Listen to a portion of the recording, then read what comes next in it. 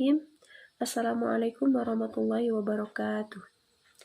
Alhamdulillahirabbil alamin wa bihi nasta'inu ala umuri dunya waddin wa sallallahu wasallam ala sayyidina Muhammadin. Perkenalkan, nama saya Irma Sukma Ambarwati. Saya dari Prodi Manajemen Pendidikan Islam semester 2B. Alhamdulillah, saya masih diberi kesempatan untuk memenuhi tugas ujian tengah semester mata kuliah Manajemen Peserta Didik yang diampu oleh dosen Hijrah M. Sawai. Semoga beliau senantiasa diberi kesehatan oleh Allah Subhanahu wa taala. Amin.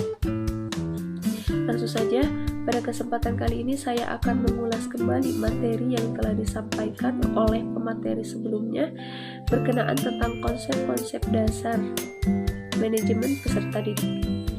Di mana pada tema ini dijelaskan bagaimana sih konsep-konsep yang dimiliki oleh manajemen peserta didik dan apa saja yang harus dilakukan dalam memanage peserta didik. Sebelum masuk pada materi inti, saya akan menjelaskan apa itu manajemen peserta didik. Mulai dari manajemen.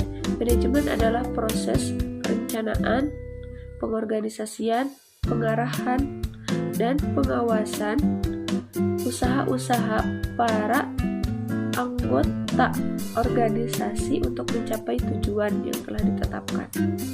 Sedangkan peserta didik sendiri adalah anggota masyarakat yang berusaha mengembangkan diri melalui proses pendidikan pada jalur pendidikan formal maupun non-formal. Kemudian masuk pada pembahasan inti daripada konsep-konsep dasar dalam memanage peserta didik. Mulai dari prinsip-prinsip yang perlu dipedomani dalam memanage peserta didik. Di antaranya yang pertama, manajemen peserta didik harus dipandang sebagai sebagian dari keseluruhan manajemen sekolah. Yang kedua, manajemen peserta didik diupayakan harus dapat mempersatukan keberagaman peserta didik di mana mereka memiliki banyak perbedaan. Yang ketiga, manajemen peserta didik harus dipandang sebagai upaya pengaturan peserta didik. Kemudian yang keempat, manajemen peserta didik harus menjadi pendorong kemandirian peserta didik.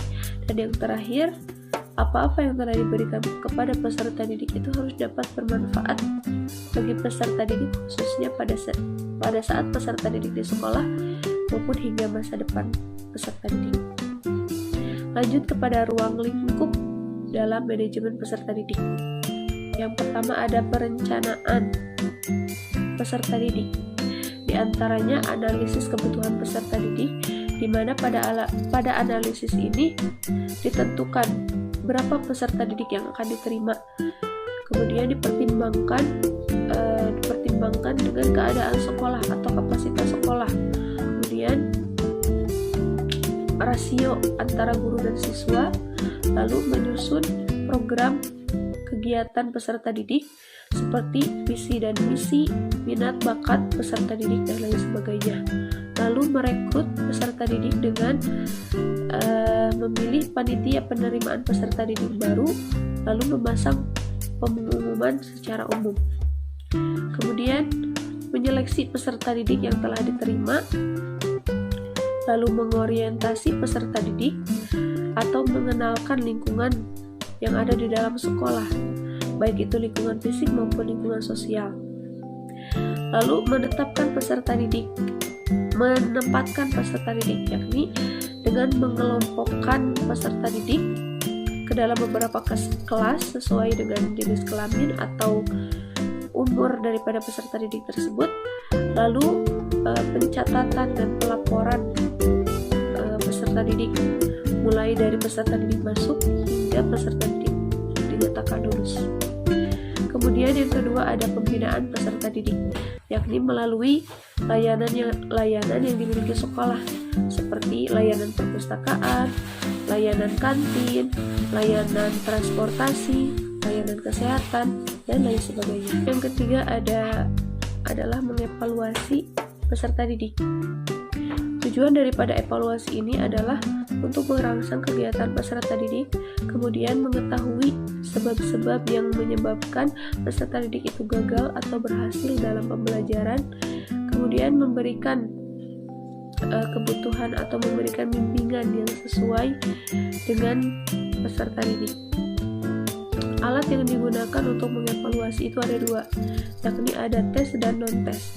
Tes ini seperti memberikan soal yang telah dipilih dan telah distandarisasikan, kemudian diberikan kepada peserta didik. Sedangkan non-tes itu adalah proses pengamatan secara sistematis. Setelah hasil daripada evaluasi ini didapatkan, terdapat dua hal yang dilakukan untuk menindaklanjuti hasil evaluasi. Yang pertama ada remedial, yang kedua ada pengayaan. Remedial ini dilakukan untuk mengetahui peserta didik yang belum dapat mencapai pada prestasi yang diinginkan. Sedangkan pengayaan ini adalah kebalikan daripada remedial, yakni untuk mengetahui siswa-siswa yang dapat mencapai proses pembelajaran atau tidak mengalami kesulitan dalam proses pembelajaran. Kemudian yang terakhir, mutasi peserta didik, di mana pada mutasi ini ada dua bagian, ada mutasi ekstern dan mutasi intern. Mutasi ekstern ini seperti halnya memindahkan peserta didik dari satu sekolah ke sekolah lainnya. Sedangkan mutasi intern adalah memindahkan peserta didik dalam satu sekolah, seperti kenaikan kelas, seperti itu. Alhamdulillah, pembahasan inti telah saya sampaikan. Mohon maaf jikalau dalam penyampaian itu banyak kesalahan dan banyak pembahasan atau pengucapan yang masih terbata-bata. Mohon dimaklumi karena saya masih dalam proses belajar. Terima kasih bagi teman-teman yang telah memperhatikan dan menonton video ini sampai akhir. Semoga apa yang saya sampaikan dapat bermanfaat bagi saya khususnya dan umumnya bagi kita semua.